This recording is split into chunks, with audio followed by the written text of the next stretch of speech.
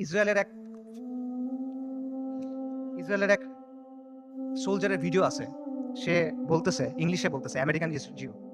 সে বলতেছে আমরা গাজাকে পরিষ্কার করতেছি, আমরা গাজাকে প্রস্তুত করতেছি, কারণ আমাদের রাজা আসবে, আমাদের মাসিহ আসবে, আমরা তাকে মুকুট পরানোর জন্য প্রস্তুত হচ্ছি, আমরা তৃতীয় মন্দির বানানোর জন্য প্রস্তুত হচ্ছি। তাদের মাসিহকে আল মাসিহ আদ-দাজ্জাল।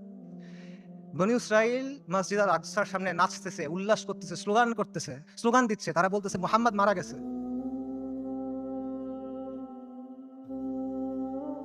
আল্লাহুম্মা সাল্লি ওয়া সাল্লিম আলা নবিয়িনা মুহাম্মদ। এটা কি অবস্থা ভাই? এই জিনিসটা মানা সহজ নাকি আল কুদসের জন্য ফাইট করা সহজ? এই পথটা আমাদের কাছে অনেক বেশি কঠিন মনে হইতেছে। কোন পথটা আমাদের কাছে বেশি কঠিন মনে হয়, এটা ঠিক করে দিবে যে আমাদের ঈমানের অবস্থাটা আসলে কি। নবী সাল্লাল্লাহু আলাইহি ওয়াসাল্লাম তার হাদিসে বলছেন, আমি হাদিসের তরজমা বলতেছি, ইবনে উমর রাদিয়াল্লাহু তাআলা আনহু থেকে বর্ণিত, রাসূলুল্লাহ সাল্লাল্লাহু আলাইহি ওয়াসাল্লাম বলছেন, যখন তোমরা ইনার পদ্ধতিতে ব্যবসা করবে, গরুর লেজ আঁকড়ে ধরবে, কৃষিকাজে সন্তুষ্ট থাকবে এবং জিহাদ ছেড়ে দিবে, তখন আল্লাহ তোমাদের উপর লাঞ্ছনা এবং অপমান চাপায় দিবেন। সাদাকা রাসূলুল্লাহ। এর চেয়ে বড় লাঞ্ছনা আর এর চেয়ে বড় অপমান কি আছে? আর নবী সাল্লাল্লাহু আলাইহি ওয়াসাল্লাম বলছেন, এই অবস্থা ততক্ষণ থাকবে যতক্ষণ না পর্যন্ত তোমরা তোমাদের দ্বীনে ফেরত আসো। সুনান আবু দাউদের হাদিস। আল কুদস জিহাদের মাধ্যমে মুক্ত হবে, কিন্তু এই জিহাদের দরজা কেউ এসে আপনার জন্য খুলে দিবে না। আসমান থেকে ফেরেশতা নেমে এসে আপনার জন্য জিহাদের দরজা খুলে দিবে না। জিহাদের দরজা খুলতে হবে তাওহীদ আর হাদিদের শক্তি দিয়ে, খুলতে হবে না, ভাঙতে হবে। এটা এই রাস্তা আপনি মনে করতেছেন আল কুদস পর্যন্ত আপনার জন্য একটা লাল গালিচা বিধানো রাস্তা তৈরি করে দিবে, যে ভাই আমি আল কুদসে গিয়ে জিহাদ করব না। আপনার রক্ত, আপনার হাড়, আপনার মাংস, লাশের শাড়ি, খুলির পাহাড় পার হয়ে আপনার আল-আকসা যাইতে হবে। এটা ছাড়া আর কোনো অপশন নাই। আল কুদসের দাম অনেক বেশি, এটা সস্তা না।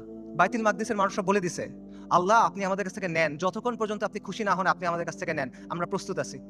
এই কথাটা যখন আমরা বলতে পারবো এবং এই কথার উপর যখন আমরা আমল করতে পারবো, যখন আমরা বলবো ইয়া আল্লাহ আপনি নেন, ততক্ষণ পর্যন্ত নেন যতক্ষণ আপনি সন্তুষ্ট না হন, তারপর আপনি আমাদেরকে আল-আকসা দেন, তখন আল কুদস আপনি মুক্ত করতে পারবেন, রাগ পর্যন্ত পাবেন না। আল কুদস এমন এক দুলহান যার মাহার আমাদের রক্ত। আল কুদস এমন এক দুলহান যার মাহার আমাদের রক্ত। মাহার পরিশোধ করা ছাড়া কোনো বিকল্প নাই, কোনো বিকল্প নাই। আল্লাহ আযজা ওয়া জাল্লা আল কুদসকে মুক্ত করার প্রক্রিয়ায় শামিল হওয়ার তৌফিক দান করেন। আল্লাহ আমাদের তৌফিক দান করেন আল কুদসকে মুক্ত করার। আল্লাহ আমাদের দুনিয়ার ভালোবাসার মৃত্যুকে অপছন্দ করার অসুখ থেকে মুক্ত করে দেন। আল্লাহ আমাদের মসজিদ আল আকসাতে সালাত আদায় করার তৌফিক দান করেন। আল্লাহ আমাদের চোখগুলোকে প্রশান্তি দেন। আল্লাহ আমাদেরকে খাইবারের মতো একটা দিন দেখান। আল্লাহ আমাদের বনু কুরাইযার মতো একটা দিন দেখান। আল্লাহ আমাদেরকে বনু কুরাইযার মতো একটা দিন দেখান।